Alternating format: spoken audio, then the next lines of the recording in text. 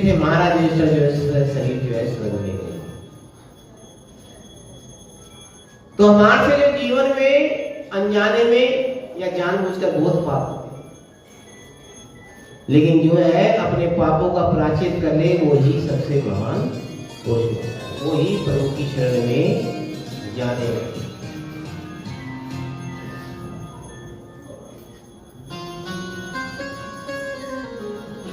श्वेतकरण भी जो है उसी मार्ग पर चलता और जब चलने लगा तो उसकी पत्नी जो है उसके पीछे पीछे, उसके पीठ में जो है बालक था और जब उसके पीछे पीछे चली तो रास्ते में जो है बालक का जन्म हुआ, लेकिन पति की मार्ग का अनुसरण उसने नहीं छोड़ा। बालक को वहीं त्याग कर जो है वो अपने पति के पीछे पीछे जो है वही भगवान के मोक्ष के द्वार की तरफ चल पड़े।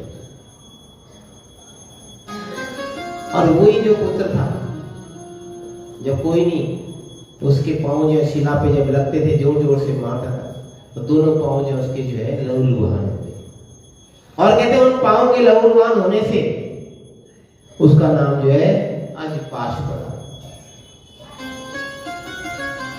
और इसी से जो है पांडवों का वंश जो है चलता रहा। कहते सूरज चंद्रमा तारे सब मिट सकते हैं लेकिन ये वंश इतना बड़ा है क्योंक't भगवान का देखो वंश कितना बड़ा है। हर रानी के 10-10 पुत्र हुए भगवान और हर पुत्र के फिर 10-10 पुत्र।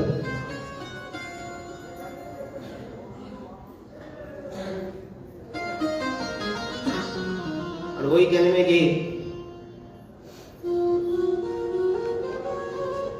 जिन्होंने जब अपने पिताश्री का सुना कि तक्षक ने जो है उनको डस लिया वो मृत्यु को प्राप्त हो गए तो क्रोधित हो गए। उसने कहा मैं सारी सृष्टि के जितने भी नाग हैं सब है सबको भस्म कर दूंगा।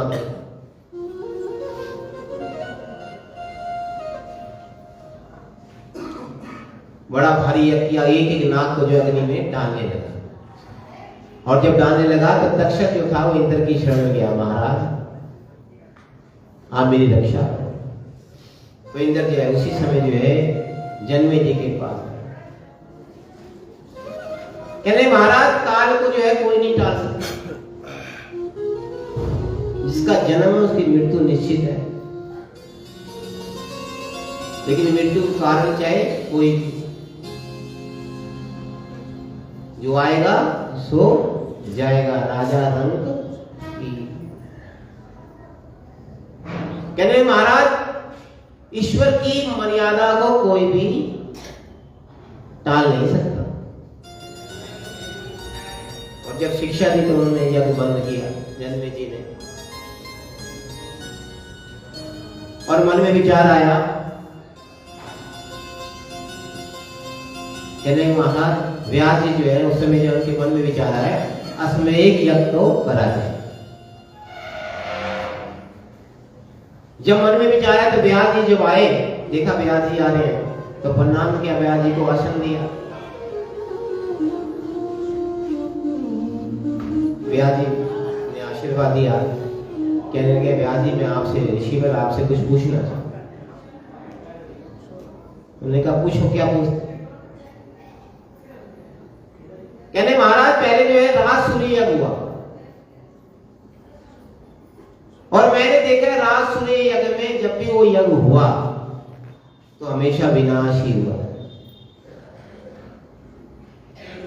महाराजा हरिश्चंद्र ने राज सूर्य यज्ञ किया तो सारा राजपाट जो है चला। युधिष्ठिर ने राज सूर्य यज्ञ किया तो महाभारत का इतना बड़ा युद्ध हो गया।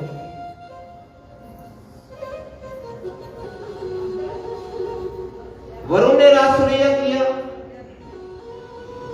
अग्नि ने किया, तो जिसने भी राज सूर्य यज्ञ किया तो विनाश ही हुआ है।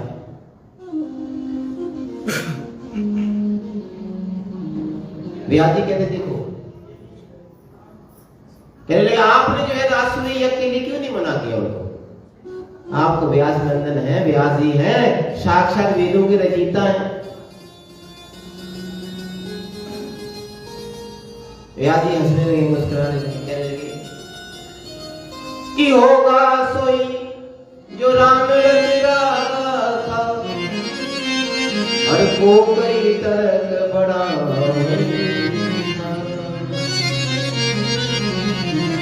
हर जा पर कृपा राम की हुई, ता पर कृपा करे।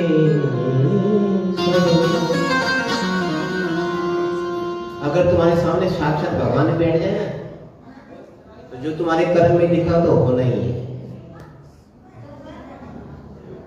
कहने लगे जो भगवान ने रख दिया उसको कोई नहीं मिटा सकता।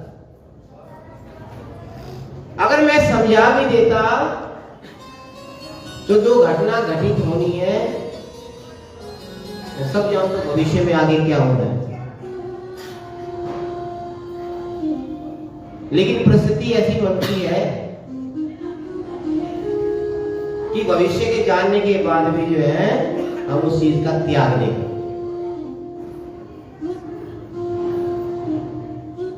सबको पता कलयुग में हम बैठे हैं कि घोर कलयुग आ रहा है।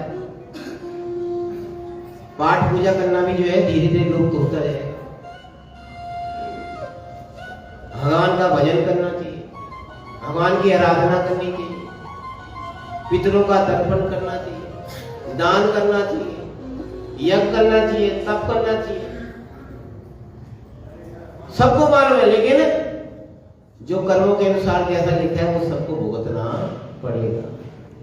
कर्मों को कोई नहीं टाल सकता।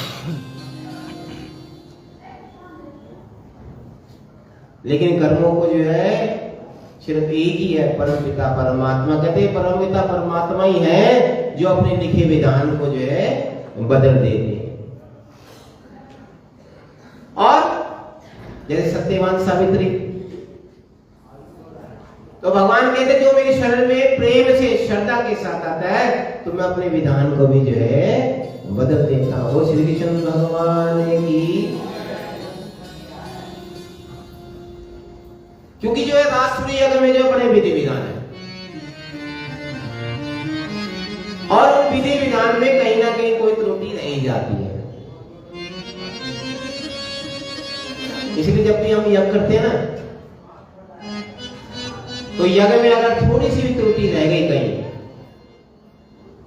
तो उसका उल्टा असर हमारे पर पड़ेगा ही पड़ेगा। भगवान कहते हैं, इसलिए तो कहा ना सबसे श्रेष्ठ क्या है, वो भक्ति योग को ही बताया गया है कि सब कुछ मेरे अर्पण कर दे।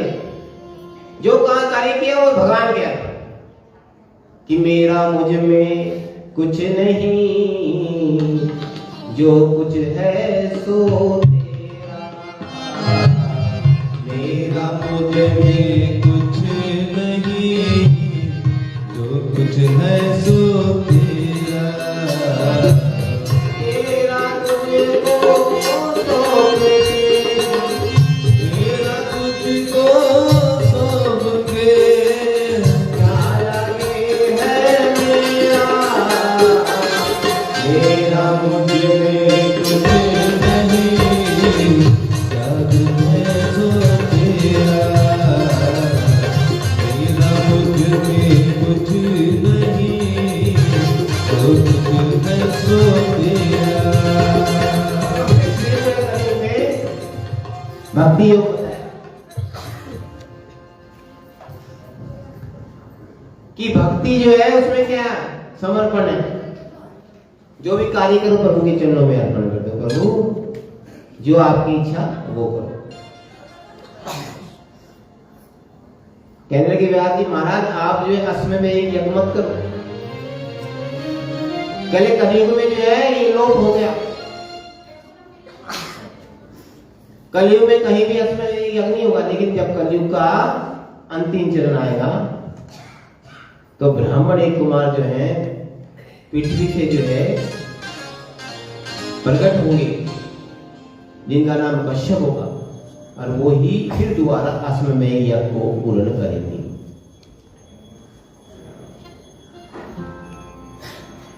क्यों? आश्रम में यज्ञ करोगे तो इंद्र जो है आपको बाधा जरूर पहुंचाएगा, और इंद्र जब बाधा पहुंचाएगा और ब्राह्मणों का जो है अपमान होगा तो आपको जो है उसका परिणाम जो है बड़ा भुगतना पड़ेगा।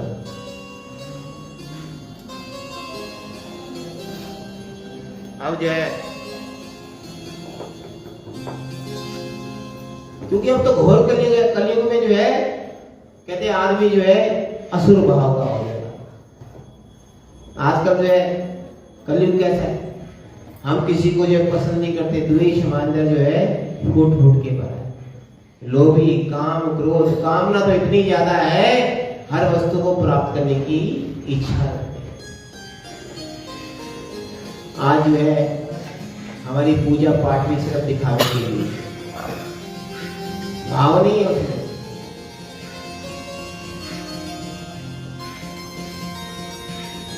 इसलिए तो कलयुग में लिखा कि ब्राह्मण जो है वेदों को बेचेंगे, हर तरफ जो व्यापार हो जाएगा, धर्म को भी व्यापार बना देंगे।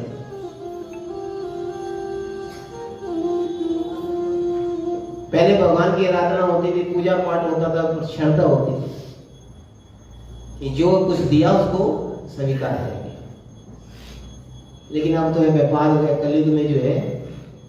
इसलिए तो कलयुग में कहते हैं 4 चरण है। पहले चरण में आयु जो है 100 वर्ष, दूसरे में 50 वर्ष, और तीसरे चरण में मात्र 25 वर्ष, और जब कलयुग का चौथा चरण होगा तो मात्र 12.5 वर्ष से मनुष्य की आयु होगी। यानी 12.5 वर्ष भी बिताना बड़ा मुश्किल है। तो व्यास जी ने कलयुग का निरूपण किया।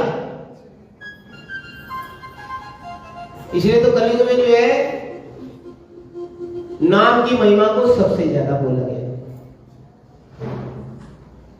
कि कलयुग बैठा पांव पसारे, जीवन का कुछ पता नहीं। कलयुग बैठा पाँव पसारे,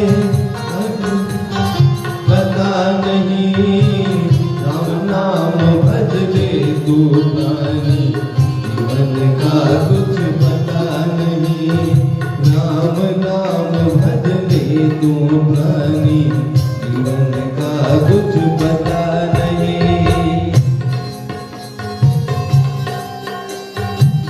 प्रेम से सभी लोग ताली बजाते हैं।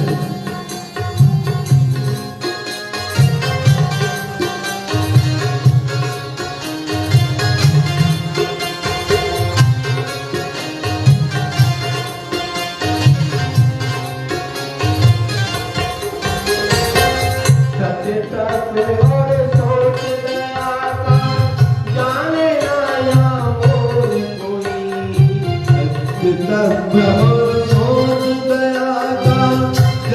ना यहाँ मोल कोई।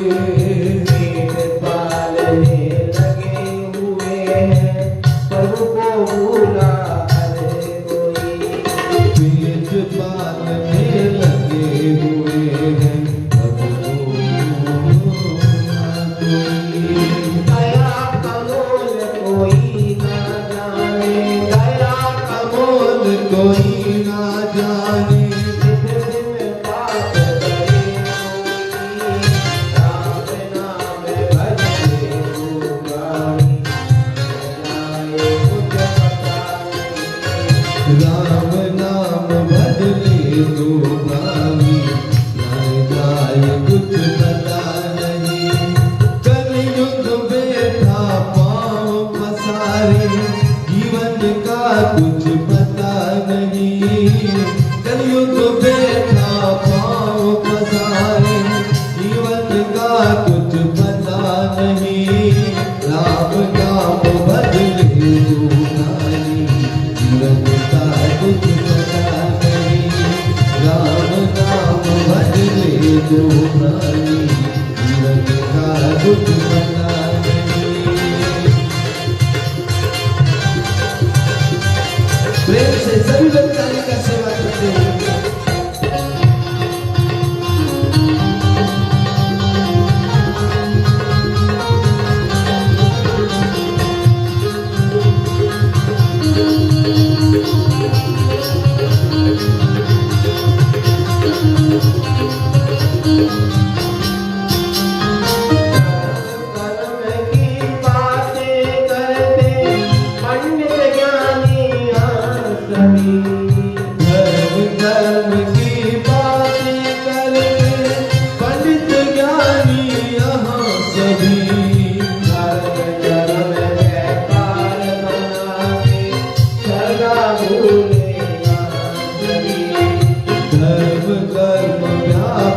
पार बना कर बेटा बोले यहाँ सभी ईसा अपनी पूरी करते, ईसा अपनी पूरी करते, पर को भूला हर कोई, राम नाम बदले तू प्राणी जीवन का कुछ पता नहीं नाम नाम बदले तू प्राणी जीवन का कुछ पता नहीं कलयुग बेटा पाँव पसारे जीवन का कुछ पता नहीं कलयुग बेटा पाँव पसारे जीवन का कुछ पता नहीं राम नाम जप ले तू प्राणी जीवन का कुछ पता नहीं राम नाम बदले तू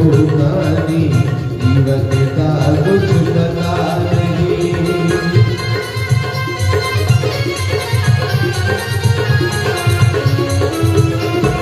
जय हो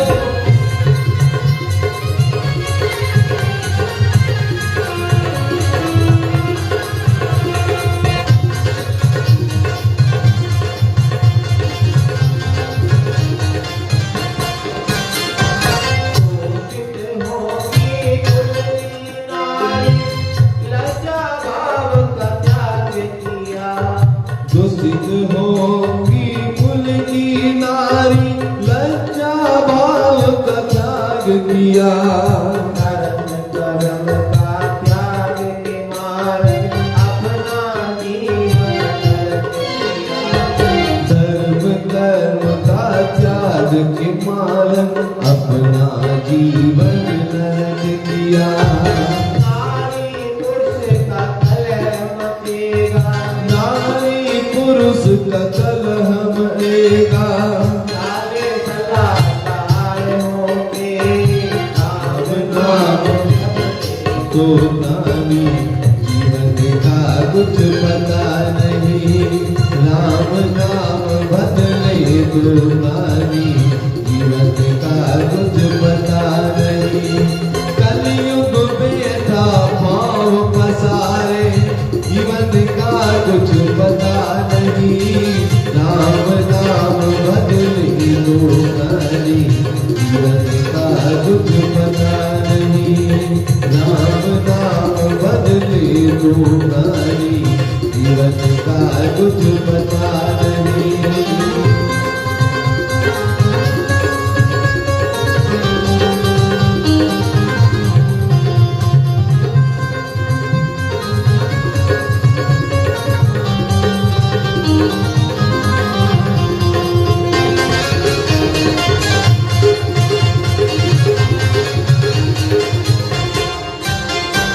कर्म का व्यापार करेंगे, घर घर बेचे मेल यहाँ।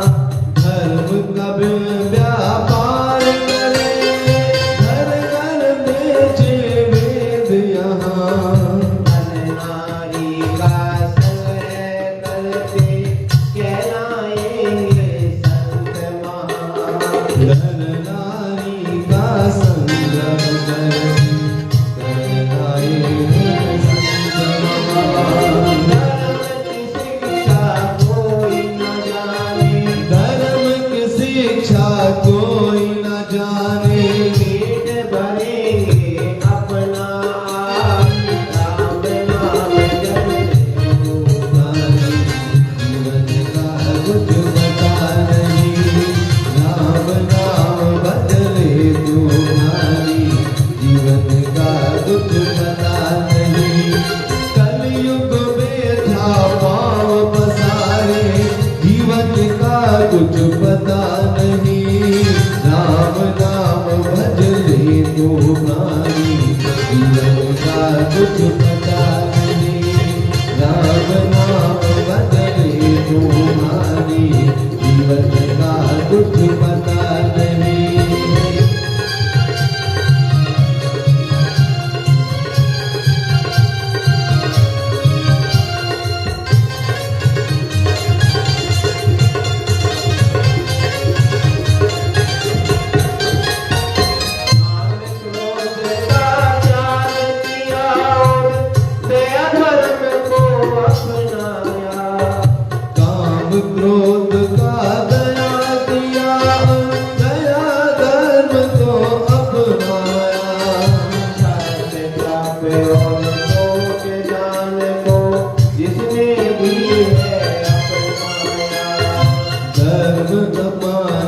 सत्य है जप तप सब दान हो जिसने। कलयुग गीता उस प्राणी, कलयुग गीता उस प्राणी, सच्चा संत वो मन पाया, राम नाम जप ले तू माने, जीवन का कुछ पता नहीं राम नाम भजले तो प्राणी, जीवन का कुछ पता नहीं। कलयुग में था पाँव पसारे, जीवन का कुछ पता नहीं। कलयुग में था पाँव पसारे, तुझे का पता नहीं। राम नाम भजले तो प्राणी, जीवन का कुछ पता नहीं। राम नाम भजले तो प्राणी, जीवन का कुछ पता नहीं। राम नाम भजले तो प्राणी, जीवन का कुछ पता नहीं। राम नाम भजले तो प्राणी, जीवन का कुछ पता नहीं। भगवान की जय। व्यास जी कहते हैं मुझे भविष्य का सब पता है, लेकिन कर्मों को भी भोगना है। जो मनुष्य के जीवन में लिखा तो घटित होता है।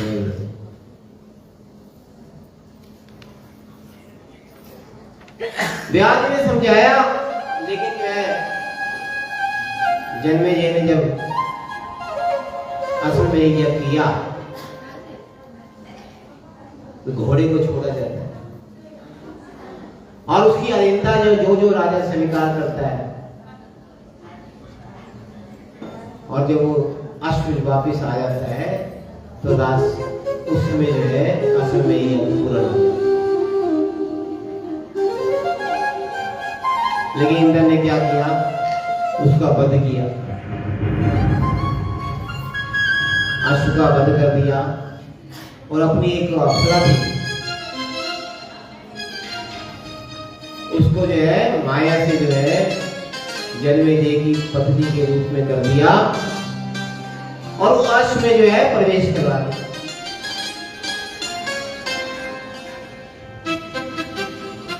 और जब प्रवेश करवाया तो इंद्र ने जो है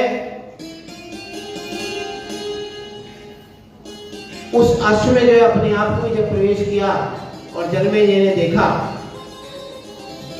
तो क्रोधित हो गया। अपनी पत्नी के चरित्र पर जब शक किया, लेकिन उसी समय जो है नारद जी ने आके बताया जन्मेजय को कि महाराज तो इंद्र ने आपको यज्ञ को जो है नष्ट करने के लिए जो है ऐसा किया। तो व्यास जी कहते थे को भविष्य का मैंने तेरे को बता दिया, लेकिन उसके बाद भी तुझे वो कार्य करना है।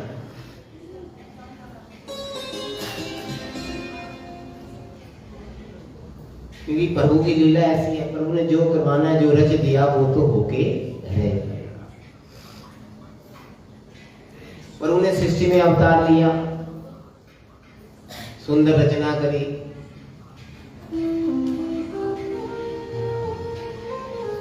प्रभु कहाँ निवास करते हैं? जब प्रलय होता है, प्रभु सहन करने जाते हैं तो कहाँ निवास करते हैं मालूम है आपको? जल में। लेकिन वो क्षेत्र कौन सा है जिसको पुष्कर बोलते हैं? भारतवर्ष में एक ही स्थान ऐसा है जहां ब्रह्मा जी का मंदिर है, और जब प्रलय होता है तो भगवान वहीं जाके पुष्कर में जो है जल में शयन करते हैं। और पुष्कर में ही जब प्रभु की निद्रा खुलती है, कहते हमारा सतयुग जो है 4000 दिव्य वर्ष का है, त्रेता की आयु 3000 दिव्य वर्ष, द्वापर की जो है 2000 और कलयुग की 1000 दिव्य। 12,000 दिव्य वर्ष के बाद एक महायुग कहते हैं। 12,000 दिव्य वर्ष को बोलते हैं एक महायुग। और ऐसे 71 महायुग जब आते हैं तो प्रलय होती है, और प्रलय भी 71 महायुग तक चलती है। और प्रलय उसके बाद जो है फिर दोबारा जब सृष्टि का रचना होती है तो वो भी 71 महायुगों तक चलती है।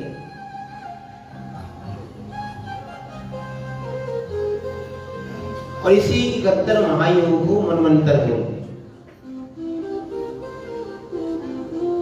जैसे अभी 7वां मनवंतर चल रहा है, वैर सम्मत मनवंतर। इसमें हर मनवंतर में मनु अलग होता है।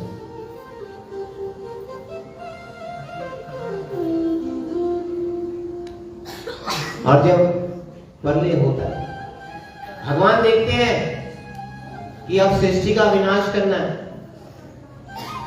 सारी सृष्टि को अपने उदर में संयोग लेना है।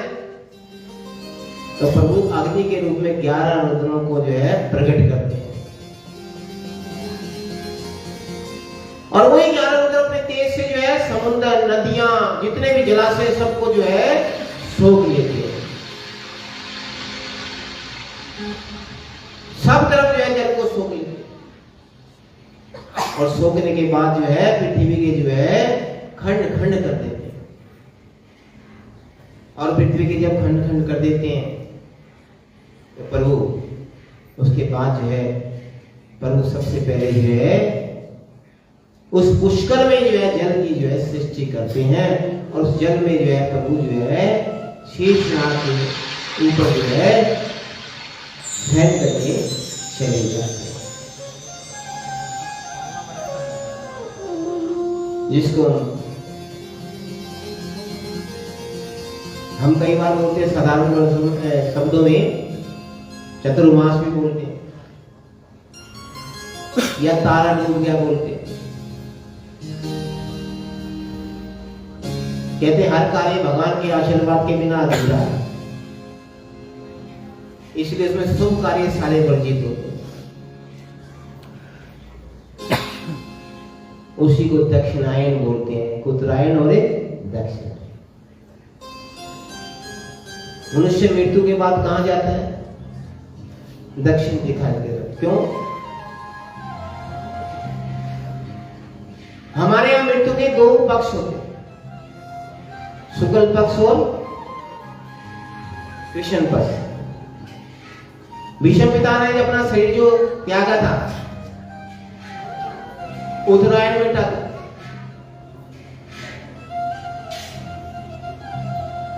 शुक्ल पक्ष में, तो साक्षात भगवान के निवास में जो है गए थे। इसीलिए कहते हैं दक्षिणायन।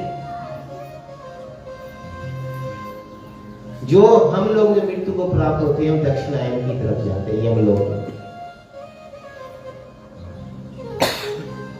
हम पितृलोक भी उसी तरफ बोलते हैं, जो भी दीपक जलाते हैं, कुछ भी जलाते हैं, दक्षिण दिशा की तरफ।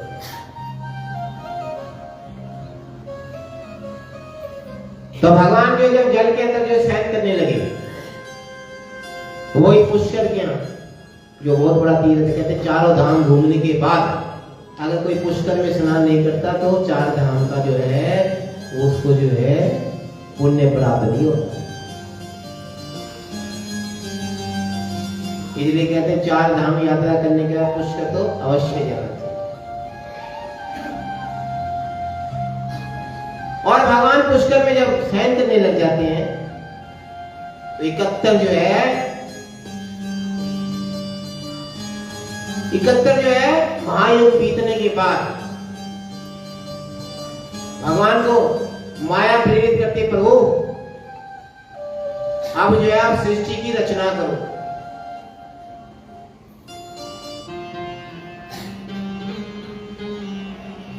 जिससे मनुष्य जो अपने कर्मों का भुगतान इस सृष्टि पे करे।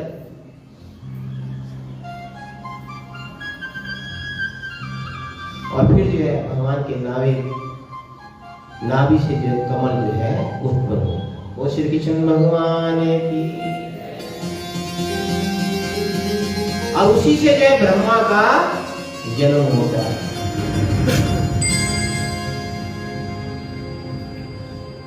ऋषियों की, देवताओं की ब्रह्मा ने फिर रचना कर।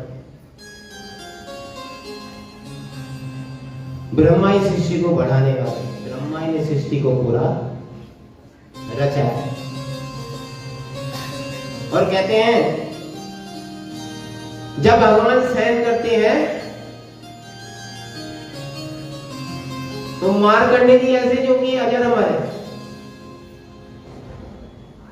इनको अपनी उम्र का पता ही नहीं। मार्कंडेय जी लाखों वर्ष बीत गए भगवान के उदर में ही, क्योंकि जब भगवान पहले के समय सारे की सारी सृष्टि को अपने उदर में संयोग लेते हैं,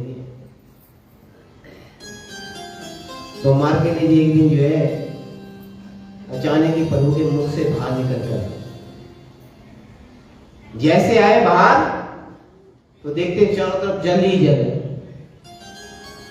और जब जल देखने लगे और सब तरफ जो अंधकार देखने लगे, तो मार्कंडेय जी को लगा इस बार कि अब तो मेरे प्राण निकल जाएंगे।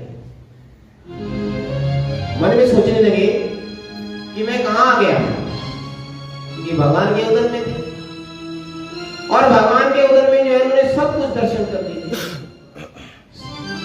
हर एक लोग, देवता, ऋषि, मुनि बड़े घबरा गए, और जब घबराए तो वापिस प्रभु के उदर में चले गए। और एक बार फिर जो है मार्कंडेय ऋषि जब प्रभु के मुख से बाहर आए, और जब मुख से बाहर आए तो देखते हैं बाहर जो है दिव्य सिंहासन पर जो है जल में जो है एक व्यक्ति जो है सुंदर रूप वाला जो है वो शयन कर रहा है। जब सोते हुए देखा जब भगवान नारायण को, और जब डर गए भगवान ने पुकारा, मार्कंडेय ऋषि आओ मेरे पास आओ। ऋषियों ने देखा तो कहने लगे कौन है जो मुझे मेरे नाम से पुकारा? तो कहने लगे मैं तुम्हारा परम पिता हूं, तुम्हारे पिता ने भी जो मेरी आराधना करी थी और तुम्हें प्राप्त किया। और जब मार्कंडेय ऋषि को पता चलता तो मार्कंडेय ऋषि जो है प्रभु के चरणों को पकड़ लेते हैं। भगवान कहते मार्कंडेय ऋषि क्या मांगते मांगो। कहने महाराज मुझे जो है आपकी माया के दर्शन करने।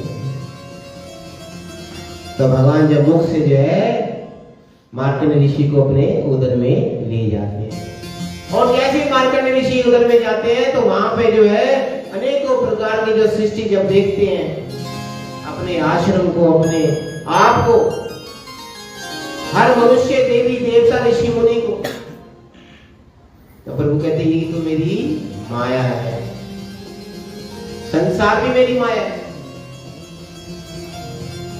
और इसी माया में प्राणी भटकता रहता है, और माया से पार करने वाले कौन है? मायापति भगवान श्री कृष्ण।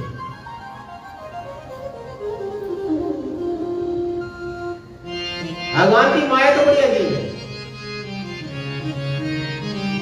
और ब्रह्मा ने उस समय जो है कहते हैं सबसे पहले जो है 3 पुत्रों की रचना है।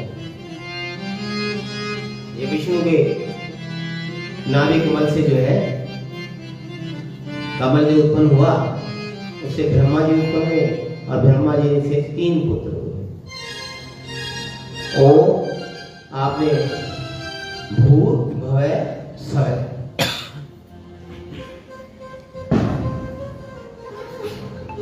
और विष्णु के साक्षात भगवान कपिल जो है वो भी उत्पन्न हुए थे। तो एक जो है भू से जो है जब एक पुत्र उत्पन्न हुआ, उसने पिताश्री आज्ञा था वो क्या करना, तो उसने कहा जाओ भगवान से आदेश लो, भगवान नारायण और कपिल से। और जब गए तो नारायण और कपिल भगवान ने उनको मोक्ष का मार्ग का बताया। उसी समय संसार को त्याग के जो है भगवान के राज में चले गए। ऐसे दूसरे पुत्र से भवा है, वो भी अपने भाई का मार्ग का अनुसरण करते हुए चले गए और तीसरे पुत्र ने भी जो है उसी के अनुसार जो है कार्य किया और यही से तीनों लोगों की रचना हुई। और कहते हैं उससे जो है देखो जितने भी चीजें सब उत्पन्न हुई है सब पुष्कर से हुई। पुष्कर में ही सब लीन होते हैं और पुष्कर से ही सब उत्पन्न होते हैं। पूरी हमारी सृष्टि जो है वो पुष्कर से उत्पन्न होती है। इसके पुष्कर तो सबसे बड़ा तीर्थ मानते हैं।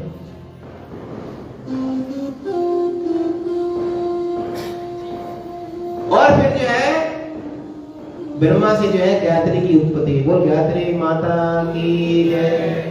और उसी गायत्री से गायत्री मंत्र का ओरिजिन हुआ। बड़े प्यार से उच्चारण कीजिए, ओम भूर्भुवः स्वः तत्सवितुर्वरेण्यं। बोलिए ओम भूर्भुवः स्वः तत्सवितुर्वरेण्यं भर्गो देवस्य धीमहि धियो यो न प्रचोदयात्। गायत्री की उत्पत्ति हुई जिससे फिर 4 वेद उत्पन्न हुए।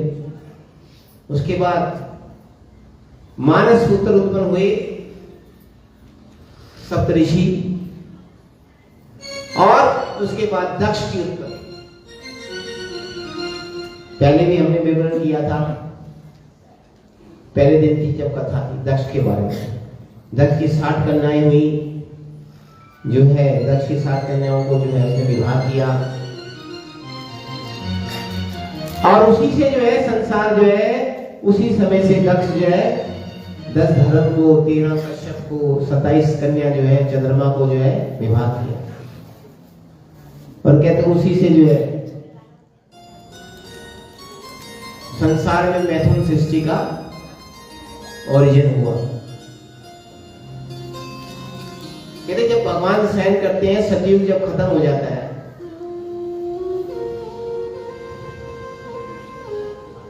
और भगवान जब निद्रा में होते हैं और ब्रह्मा को जब सृष्टि के लिए उत्पन्न करते हैं, कि ब्रह्मा से कहते हैं सृष्टि को विस्तार करो, ब्रह्मा उत्पन्न होते हैं, तो भगवान के महल से जो है 2 राक्षस जो है उनका जन्म होता है,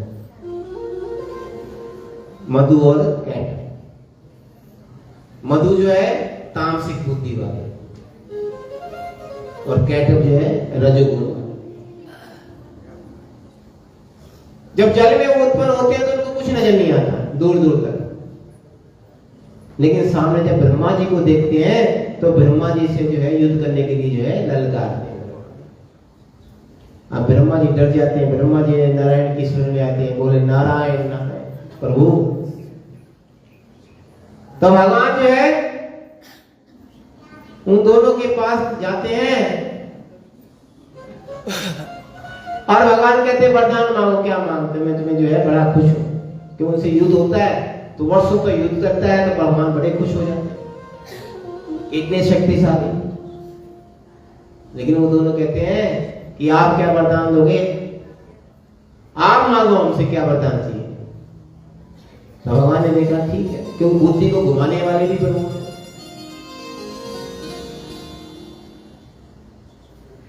कहने के प्रभु अगर हमारा वध करना तो उस जगह करो जहां जल ना हो। तो भगवान ने उसी समय जंगा पर लिटाकर जो है दोनों का वध किया। वो श्री कृष्ण भगवान की।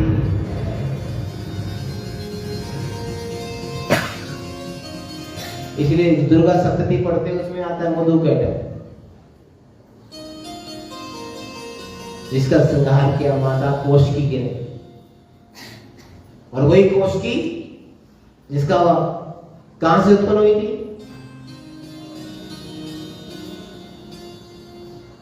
देवकी की 7वीं जो संतान थी वो तो बलराम थे, और 8वीं जो संतान थी उसको जो है यशोदा के वहां स्थापित किया। यशोदा की जो पुत्री थी उसको लेके आए, वही माता कोशी के रूप में। वो कोशी माता की जय।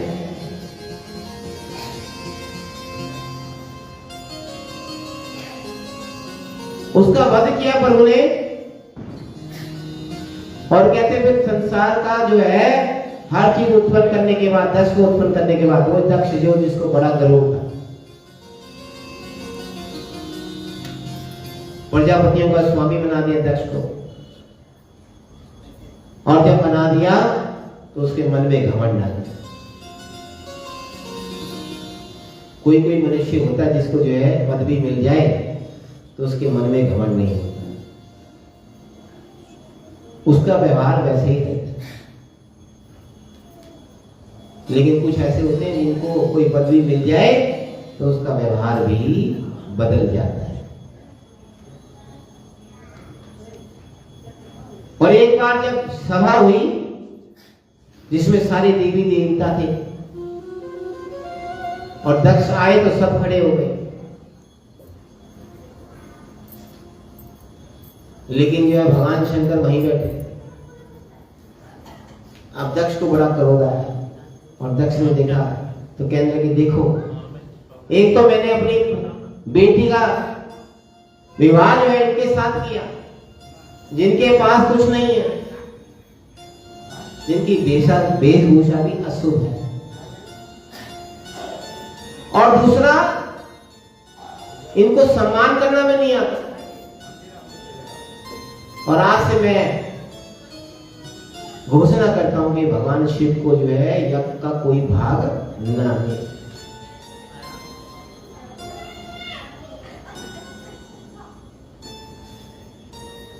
अच्छा, ये यज्ञ को पूर्ण करने वाले कौन है? प्रभु। यज्ञ को गीता में बोला है, यज्ञ भी मैं हूं, सामग्री भी मैं हूं, भित्ति भी मैं हूं, करने वाला भी मैं हूं, फल देने वाला भी मैं हूं, अग्नि भी मैं हूं, सब कुछ मैं हूं। जब देने वालों को ही भूल जाओगे तो यज्ञ का जो है फल जो है आपको कैसे मिलेगा?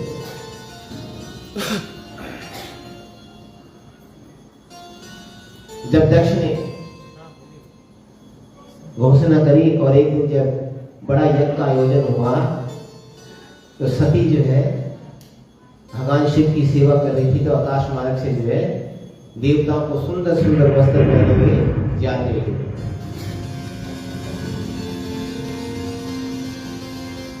और जब जाते हुए देखा सुंदर सुंदर वस्त्र पहने हुए, पूछने लगी देवी देवताओं से, कहां जा रहे हो? तो उन्होंने कहा, मां आपको नहीं मालूम, आपके पिता ने बड़े यज्ञ का आयोजन किया है। अब मां के मन में जो है अपने पिता के यहां जाने की जो है लालसा उत्पन्न हो गई।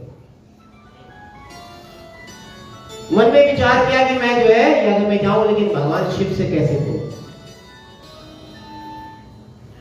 लेकिन जब पिता के यहाँ जाना ही था तो भगवान से कहने लगी प्रभु से कि प्रभु मैं अपने पिता के यज्ञ में जाना चाहता हूं। तो भगवान ने कहा ठीक है, पिता के यहाँ, मित्र के यहाँ बिन बुलाए भी चले जाओ, लेकिन जिसके मन में तुम्हारे प्रति द्वेष हो उसके घर कभी नहीं जाना चाहिए, क्योंकि वो कुछ ऐसी अपमानजनक जो है बात कर देगा वो मृत्यु के समान है, क्योंकि उसके मन में द्वेष है। और वो व्यक्ति जो है मौका ढूंढेगा किस प्रकार इसका अपमान करे, और अपमान जो है मृत्यु से भी खराब है। लेकिन जो है सती नहीं मानी, तो भगवान ने कहा ठीक है जाओ, सारा सामान जो है नंदी पे ला दिया। तो सती ने कहा प्रभु मैं अभी तो आ रही। भगवान मुस्कुराने लगे, कहे मन ही मन सोच रहे हैं कि अब तो सती गई, अब तो वापिस नहीं। और वही सती ने जो है जब जाकर जो है अपने पिता के यज्ञ में देखा कि मेरे पति भगवान शिव का तो कहीं भाग नहीं है, तो बड़ा क्रोध आया और सबके सामने क्रोधित होकर उसने कहा जो भगवान शिव जो है यज्ञ के रचेता है, यज्ञ के पूर्ण करने वाले हैं, जो तुम्हारे जीवन को चलाने वाले तुम्हारे प्राण वही हैं, उनका भाग तुम्हें रखा, इसलिए मैं अपने शरीर को जो है इसी समय पसंद है, तो इसका फल तुम्हें प्राप्त होना। सती ने अपने शरीर को त्याग दिया। सब तरफ हाहाकार मच गया। वीरभद्र को भगवान ने प्रकट किया, जिसने जाके पूरे यज्ञ को तहस नहस कर दिया, दत्त का सिर अलग कर दिया। देवता फिर पहुंच गए भगवान के पास कि प्रभु यज्ञ को पूर्ण करो, क्योंकि अगर आपने यज्ञ पूर्ण नहीं किया तो यज्ञ की मर्यादा खत्म हो जाएगी, फिर कोई यज्ञ नहीं करेगा। तो भगवान तो बड़े दयालु है, तो भगवान उसी समय अपने नंदी पर सवार होकर गए, दक्ष यज्ञ को पूर्ण किया और उसके शीश पर बकरे के सिर को जो है कि सुख दुख जीवन में जब आए, कष्टों का संकट आ जाए, राम जपते चलो, राम भजते चलो, राम जपते चलो, राम भजते चलो। सुख दुख जीवन में जब भी आए, कष्टों का संकट आ जाए, सुख दुख जीवन में जब आए, कष्टों का संकट आ जाए,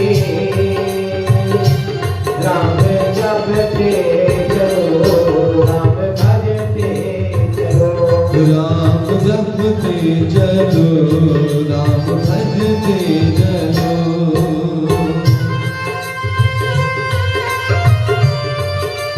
प्रेम से सभी लोग ताली का सेवा करते हुए दरबार में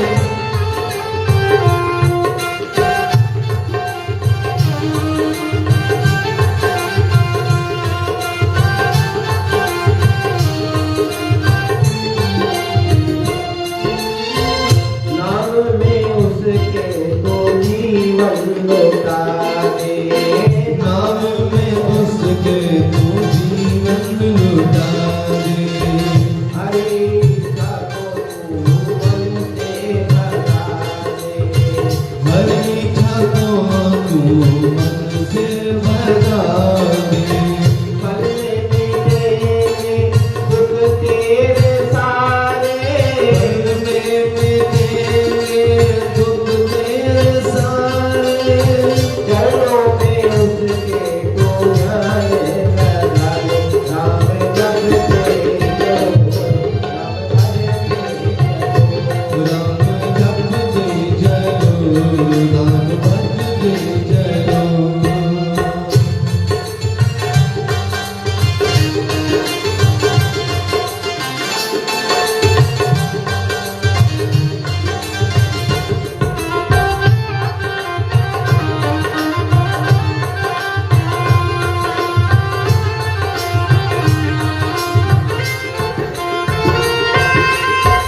बीच भंवर में ना सूझे ठिकाना, बीच भंवर में न सूझे ठिकाना, नैया को मेरी कहाँ पर है जाना, नैया को मेरी कहाँ पर है जाना।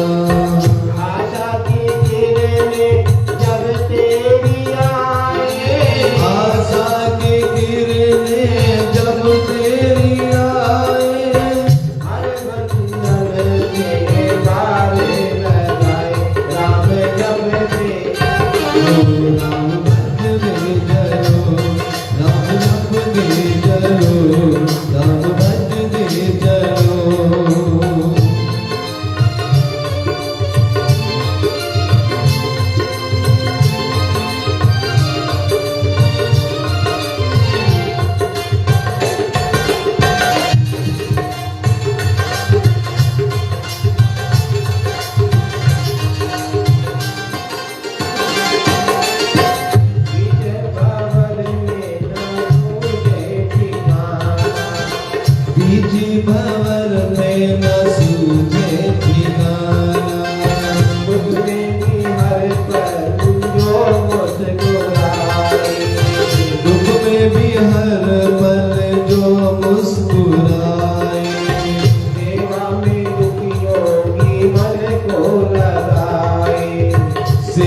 में दुखियों के मन को लगाए।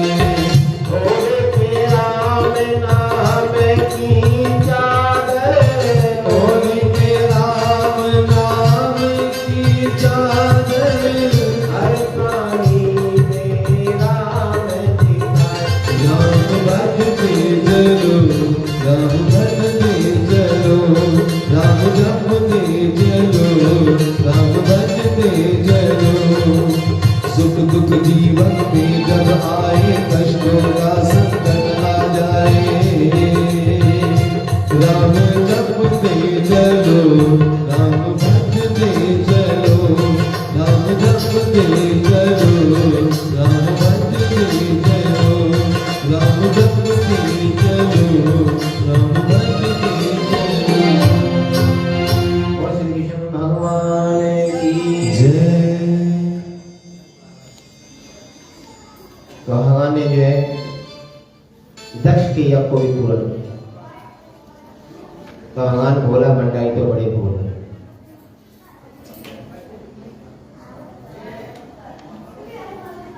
महाराज कहते हैं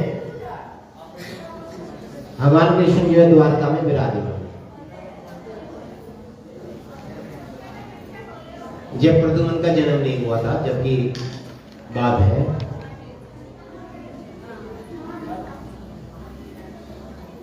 वही प्रद्युम्न जो है जो कामदेव के रूप में, जिन्होंने भगवान कृष्ण के यहाँ जो है जन्म लिया।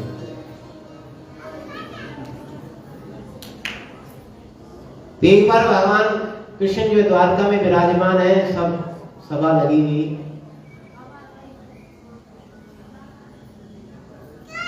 भगवान सबको आनंद प्रदान कर रहे हैं।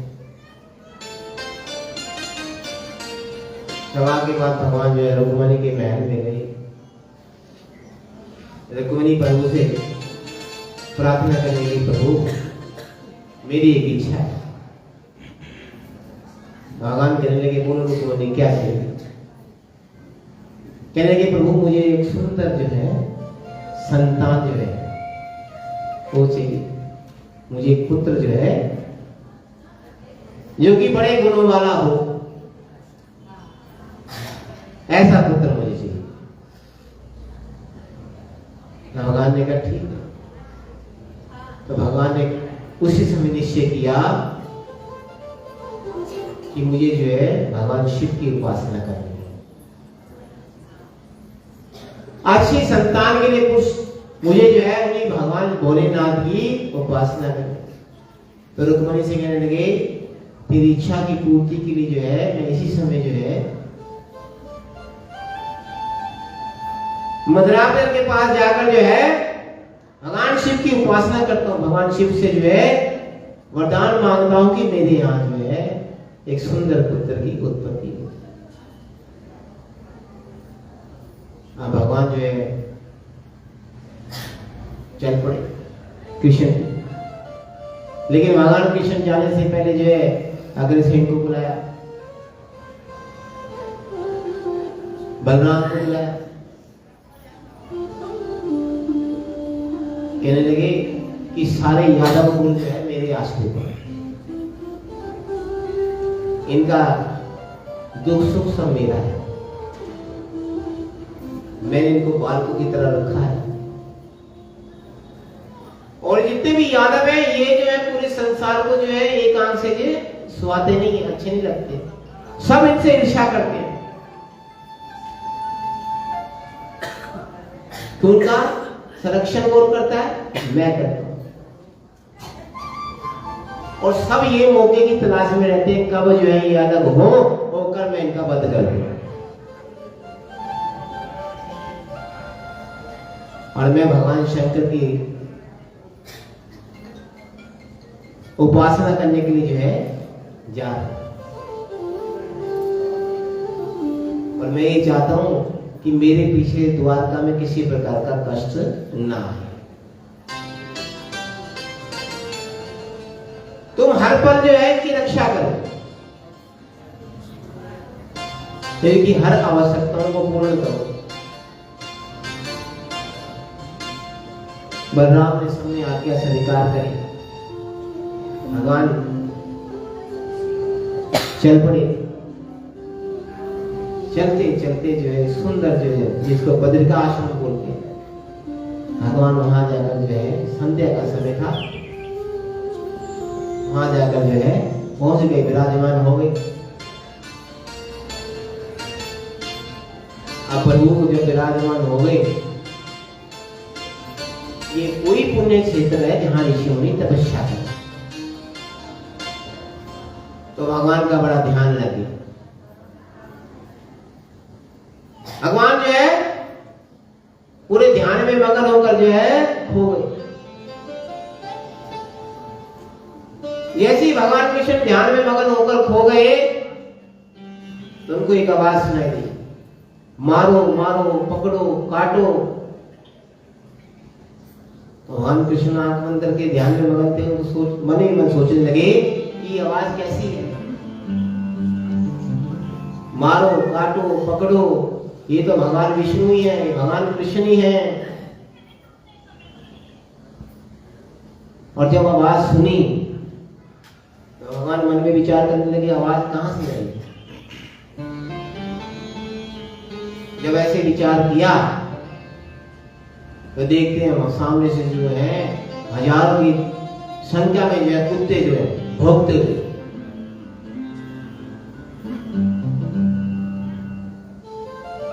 और वो कुत्ते भौंकते भौंकते जो है जब देखे प्रभु ने, भगवान विचार करने लगे इतना सुंदर बद्रिकाश्रम वहां पर ये कहां से है। और उनके पीछे जो है अनेकों जो है भूत प्रेत जो कि रक्त पी रहे हैं, मांस का भक्षण कर रहे हैं, अनेकों मृग जो है पीछे पीछे आ रहे हैं, सब दिशाओं में हाहाकार मचा है, पकड़ो मारो। भगवान कृष्ण जो है मन में विचार करते ही कौन है। उसी समय जो है दो भयानक जो प्रेत थे, भगवान देखते सामने से जो है चले जाते।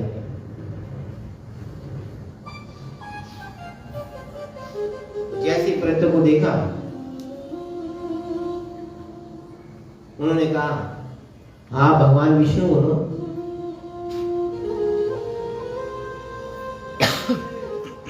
भगवान कृष्ण हो या विष्णु हो। तो भगवान ने जब उनको अपना परिचय दिया तो भगवान पूछने कि तुम कौन। कहने लगे प्रभु हम तो जो है भगवान शंकर के गण थे, और हम जो है विष्णु भगवान की बड़ी ही आलोचना करते, पूजा नहीं करते। भगवान शंकर को बड़ा ही जो है हम पूछते।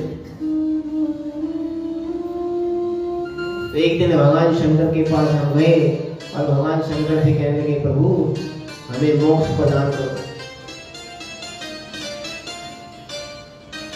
तो भगवान शंकर ने कहा मोक्ष जो है वो एक ही जो है दे सकता है, वो भगवान विष्णु है, वो श्री कृष्ण भगवान है।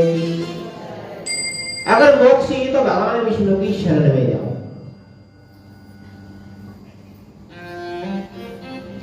और आज हमारा कितना भाग्य है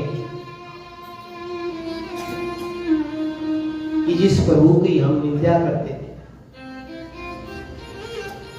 जिस प्रभु से जो है हम नफरत करते थे, आज वही हमारे सामने विराजमान। प्रभु की कितने भी निंदा करो, कितना भी प्रभु को बोलो, लेकिन प्रभु इतने दयालु है कि एक बार शरण में आने वाले को भी मोक्ष प्रदान कर दे।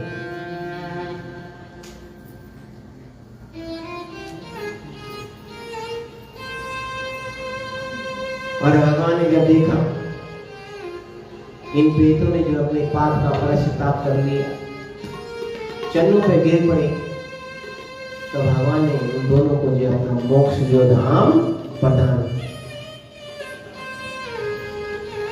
और प्रभु जो है भगवान शिव के मद्राचल पे गए और 12 वर्ष तक जो है घोर तपस्या करी।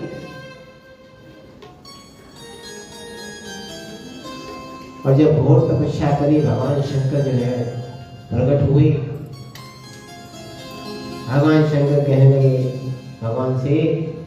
आपके मन की अभिलाषा को जानता हूं। इसलिए जो कामदेव भस्म हुआ है वही आपके यहाँ जो है पुत्र के रूप में जो है उत्पन्न होगा। और श्री कृष्ण भगवान की और वही प्रद्युम्न के रूप में जो है उत्पन्न हुआ। इसलिए कहते हैं प्रभु तो अदम से अदम को भी तार देते हैं कि प्रभु के चरणों में अपने मन को लगा, प्रभु के चरणों में अपने मन को लगा। कट जाएंगे दुख ये तेरे सदा, कट जाएंगे तेरे दुख ये सदा। मन में बैठा ले उसको सदा, प्रभु के चरणों में अपने मन को लगा, प्रभु के चरणों में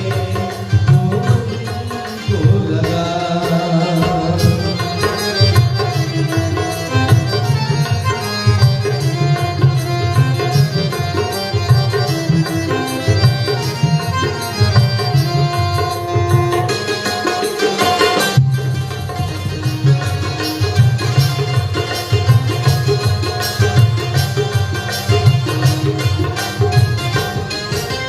सपनों का संसार तेरा, सपनों के सब साथी, सपनों का संसार तेरा, सपनों के सब साथी।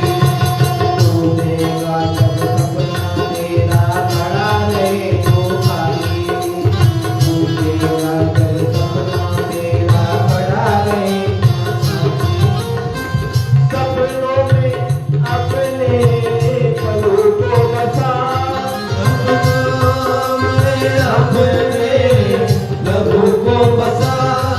कट जाएंगे तेरे पाप सदा, प्रभु के चरणों में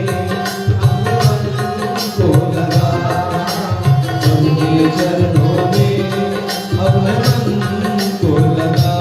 कट जाएंगे दुख ये तेरे सदा, कट जाएंगे तेरे दुखड़े सदा। मन में बैठा ले इसको सदा, प्रभु के चरणों में अपने मन को लगा, प्रभु के चरणों में अपने मन को लगा।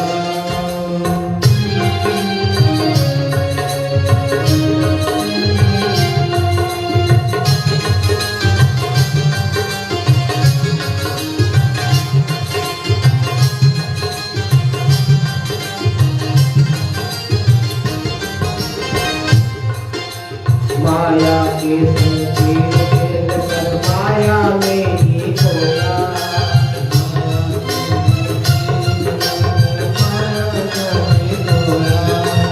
अंत में फिर साथ जाए जोड़ जोड़ के रोया, अंत में जप माला राम नाम की सदा, जप माला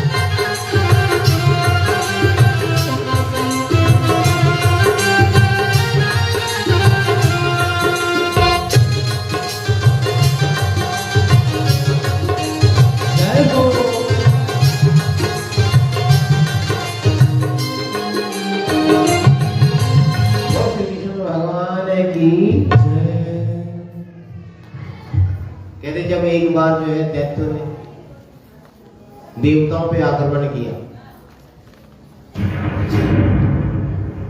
इस समय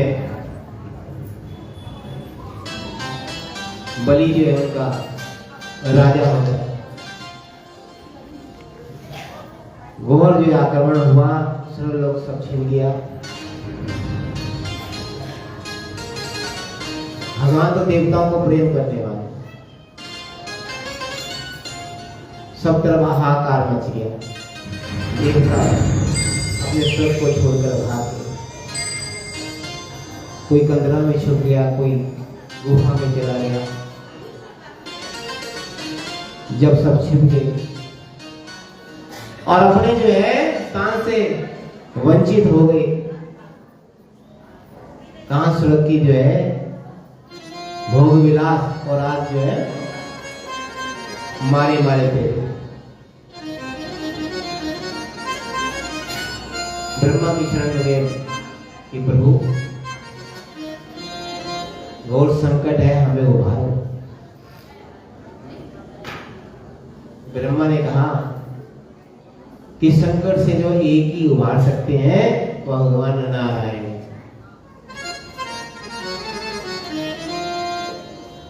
सब जो नारायण की उपासना करते हुए जो भगवान के वैकुंठ लोक में पहुंच गए।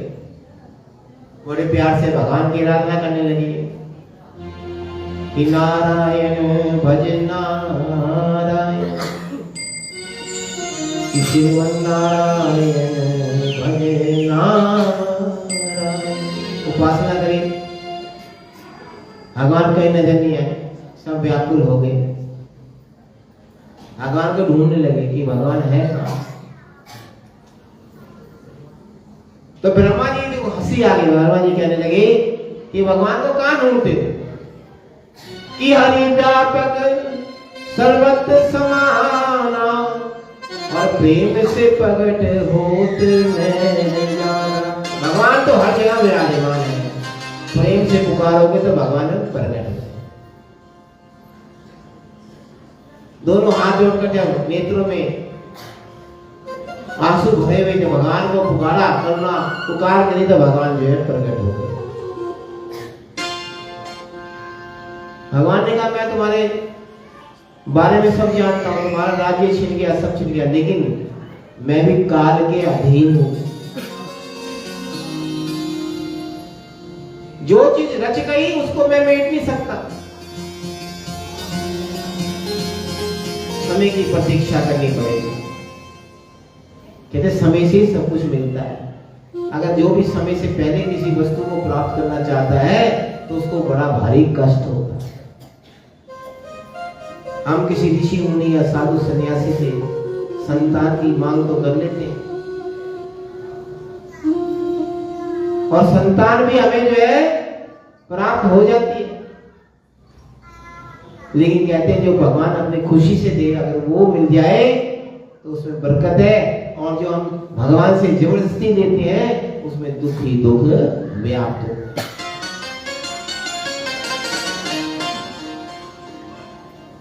भगवान ने कहा देखो देवताओं तुम्हारा समय अच्छा नहीं है, और जब समय अच्छा नहीं हो तो दुश्मनों के साथ जाके दोस्ती कर लेनी चाहिए, मित्रता करो। और मित्रता करके जो है, ऐसे मित्र जो है हमारा, हम आज मित्र करते हैं, जितने मित्र हैं हमारे सब जो है स्वार्थी है। कलयुग में जो मित्र हैं स्वार्थी हैं। अगर आज जो है तुम्हारे से कुछ लाभ है तो तुम्हारे मित्र हैं, जब लाभ नहीं है तो तुम्हारे वही शत्रु हो जाते। मित्रता करनी है तो भगवान राम की और सुग्रीव की मित्रता देखो। भगवान ने कहा था सुग्रीव से कि आज से जो है मैं तुम्हारा मित्र हूं, तुम्हारा दुख जो है मेरा दुख है।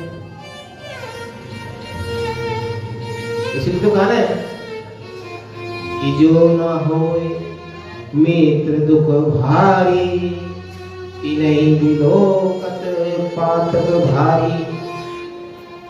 जो मित्र के दुख में सहयोग नहीं करता वो पाप का भागी हो। इस समय दुख समय निज करे जाना, और मित्र दुख समय समान। अपना दुख रज के समान है, मिट्टी के समान है, और मित्र का दुख पहाड़ की तरह समझना चाहिए। जाओ जाके जो है राजा बलि के साथ संधि करो और उनसे कहो महाराज हम जो है समुद्र का मंथन करेंगे और समुद्र मंथन से जो अमृत निकलेगा उसका आप ही रसपान करना और हम भी रसपान करेंगे, और फिर जो है आप भी अमर और हम भी।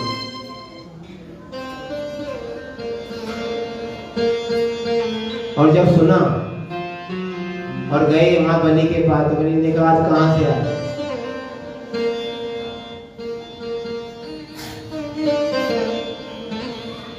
और जब अपनी पेशकश करी तो बलि की समझ में कुछ आया, विचार विमर्श किया, उसने कहा ठीक है। भगवान ने कहा देखो समुद्र मंथन करना है तो जितने भी घास पेड़ पत्ते सब समुद्र में डाल, वनस्पति औषधियां सब समुद्र में डाल दो, और मथाने के लिए जो है मद्राचल को ले आओ। अब सब जो है देवता और असुर जो है मद्राचल को लेने जब गए तो भारी मद्राचल तो उठा लिया, लेकिन थोड़ी दूर पे जाते जो है उसको उसका भार इतना था कि हाथ से छूट गया,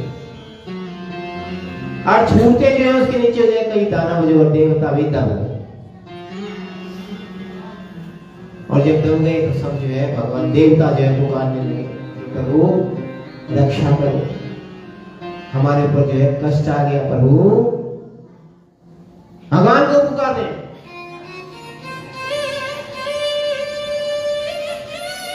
कि श्री कृष्ण गोविंद हरे मुरारी, हे नाथ नारायण वासुदेव। और भगवान को जब पुकार सुनी तो भगवान उस समय गरुड़ पर विराजमान हुए और आगे एक ही उन्होंने पूरे पर्वत को उठा लिया और जाकर समुद्र के बीच में स्थापित किया। और जब स्थापित किया मन में विचार करने लगे, मथानी जिसको मथेंगे तो कैसे मथेंगे, रस्सी चाहिए। ये बासुकीनाग जो आया उसने कहा थोड़ा अमृत तो मुझे भी दे देना, तो नहीं ठीक है, और रस्सी के रूप में जो है मुझे आप प्रयोग कर सकते। तो सबने जो है बासुकीनाग को जो लगा लिया, असुरों ने जाके जो है मुख की तरफ खड़े हो गए और देवता पांव की तरफ। तो देवता भगवान की तरफ देखने लगे, प्रभु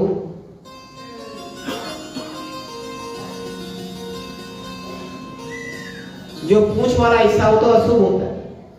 तो भगवान ने कहा चिंता ना करो, जीत तुम्हारी होगी। क्यों? जिसके साथ मैं विराजमान हूं, जीत को अवश्य उसी की होती है। और कहते हैं मथानी से जब मथने लगे और मथते मथते जो है पर्वत जो है नीचे जाने लगा। मन में आ गई क्योंकि उसका कोई आधार नहीं, तो भगवान से फिर प्रार्थना करी। तो भगवान ने कश्यप का रूप लिया और उस पूरे मदाचल को अपनी पीठ पर जो है धारण कर। अब मद्राचल जो है जब मथने लगे तो भगवान की पीठ पे बड़े प्यार से जो है घूम रहे। आप सबसे पहले जो है उसमें से जो है हरा बीज जो है निकला। और श्री कृष्ण भगवान की दानवों ने मना कर दिया, हम तो नहीं लेते। अब जब मना कर दिया तो देवता बोले अब इसका करें क्या, हलाल बीज का क्या करें।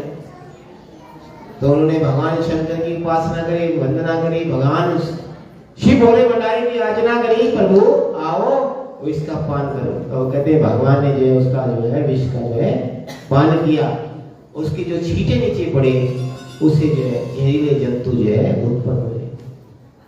और फिर जय जयकार करते हुए जो है फिर समुद्र मंथन जो है आरंभ कर दिया कि सीता राम हरि राधे श्याम हरि, सीता राम हरि राधे श्याम हरि सबके स्वामी राधे श्याम हरि सबके स्वामी राधे श्याम हरि सीताराम हरि राधे श्याम हरि सीताराम हरि राधे श्याम हरि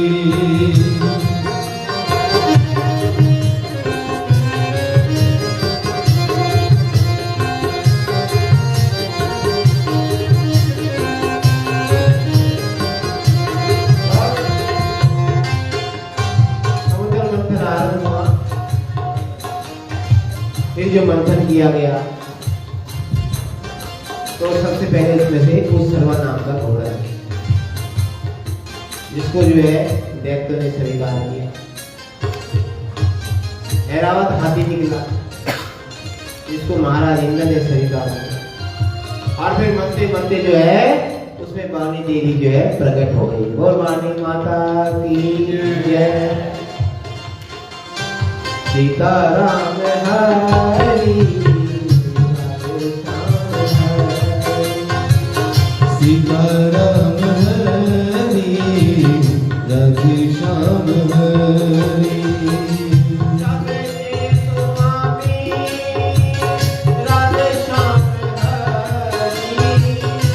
सबके स्वामी राधे श्याम हरि सीताराम हरि सीताराम